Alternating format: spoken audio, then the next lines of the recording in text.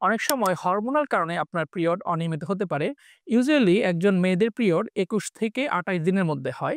কারো পিরিয়ড যদি ২১ দিনের কম সময় বারবার হয়ে যায় বা ৩৫ দিন পার হয়ে যাচ্ছে তবুও পিরিয়ড হচ্ছে না, এটাকে বলি আমরা অনিয়মিত মাসিক বা ইনফ্রিকুয়েন্ট মেনস্ট্রুয়েশন। আমি doctor Mazlur Tanim, hormone, diabetes, thyroid ও মেডিসিন বিশেষজ্ঞ। আজকে আমি আপনাদের সাথে কথা বলবো মেয়েদের অনিয়মিত পিরিয়ডের কারণ এবং এর প্রতিকার নিয়ে। অনেক সময় দেখা যায় আপনার পিরিয়ড ইরেগুলার হলে দুশ্চিন্তাগ্রস্ত হয়ে পড়েন এবং গাইনোকোলজিস্টের কাছে চলে যান। কিন্তু সিম্পল কতগুলা আপনার লাইফস্টাইল জনিত কারণে এবং হরমোনাল সমস্যার কারণে কিন্তু আপনার পিরিয়ড ইরেগুলার হতে পারে।